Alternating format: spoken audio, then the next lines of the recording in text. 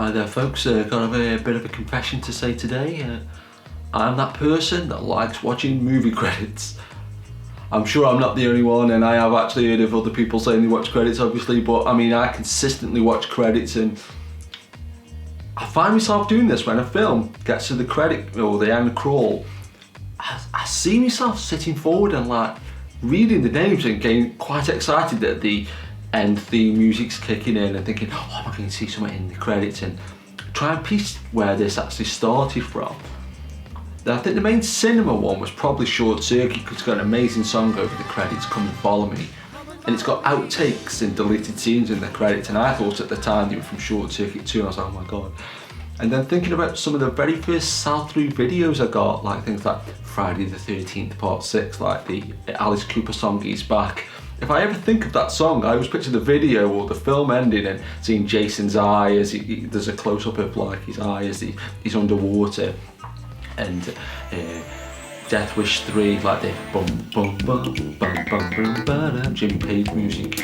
And I think not having access to this on like, you know, things like YouTube, or even some of these films didn't get soundtracks, so you couldn't listen to the music, and being a big music fan, I just wanted to listen to these songs over and over and over again. So I think it just come from quite a genuine place that I just wanted to watch these credits. But watching these credits, like I say, endlessly pretty much, noticed a lot of things over the years, things like Ultra Stereo. It was just a cheaper version of Dolby, or it was used on all these exploitation horror movies, but I felt like I've seen the Ultra Stereo logo and Eagle Stereo about 1 billion times. But then, like leading up to more to the present day, and you noticed on loads of stuff like The Avengers, or basically any big movie, or any movie for that matter, is the end crawl is nearly always by a company called Scarlet Letters. I'm sure there must be a reason, but why aren't credits done in-house? Surely nowadays most computers must be able to do an half-decent credit roll. I don't know if they just have to get all the payroll information and unions and things like that, and it's easier for them to do it, but it just seems weird that they farm it out to a different company. But this is one thing, and if you know this person, when I say the name, you'll instantly go up a couple of notches in my book, but there's a lady named Mo Henry who's been the negative cutter on, I think, over 500 movies. But the few people I have seen who've watched credits, if you like put credit watcher on the internet or something like that, people say, oh yeah, I love looking out for Mo Henry's name. So if you're watching a film later, leave it till the very end of the credits, and if it says negative cutter, very well might say Mo Henry in the credits. And this is something that always kind of makes me laugh a little bit, but even though I hate the term chick flick, if you're ever watching something really macho like 13 Going on 30, which is a great film, the credits are nearly always in pink for girly films. It's a little bit patronising.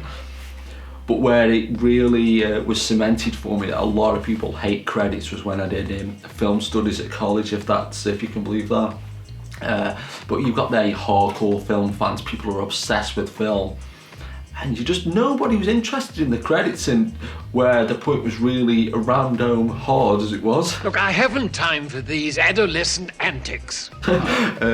Was going to see the then current James Bond film, The World's Know Enough, and there must have been about 20-25 of us, and I was the only one that watched the credits. I came out into the foyer and my lecturer was there, and you know, all the other film students. You imagine what a happening hit bunch of people those were. They were like, why are you watching the credits? So I was like, I do not like them. And yeah, this is nothing like sort of growing up and being a big fan of credits. This is something that I've never heard any other film fan mention this, but you can literally get any ex-rental VHS from some of the earliest ones to some of the really later ones from 2007, 2008. As soon as that credit roll starts, a little line goes across the screen as if hundreds and thousands of people have just stopped the credits, like, you know, and actually ruined the tape. It's like, it's so funny. You see it after re-tracking back in. It's kind of funny. Yeah, but growing up, say, watching all these like VHSs, and Star Wars was always a VHS that got loads and loads of hammer, and George Lucas was one of the very first people that put the credits not at the start, which were usually called titles, but you wanted to put them at the end. And I think the Directors Guild of America actually sort of quote unquote let him off for that the first time around, but then when he did it with Empire, think they slapped him with like a big fine, and that's when George Lucas was like, screw you guys, and became all non-union, and that's why, you know, he works really outside the system nowadays. But watching those credits as well, I think it was like almost like you got like a little bit of a prize, because it was kind of like watching things like Cannonball Run as a kid, and you see these great outtakes with like Dean Martin, Sammy Davis Jr. and Jackie Chan.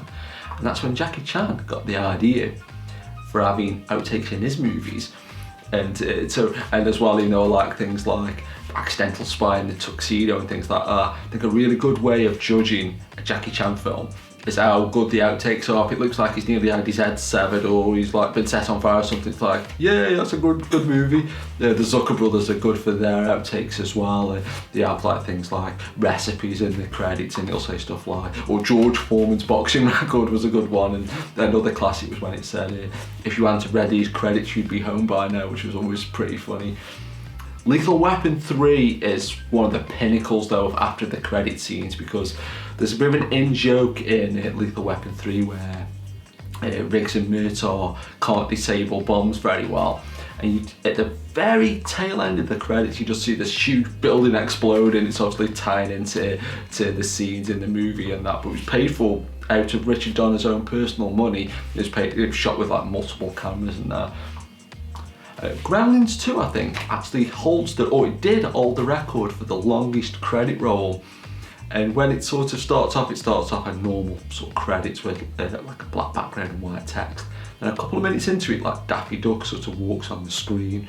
And it's like, this is just long, isn't it?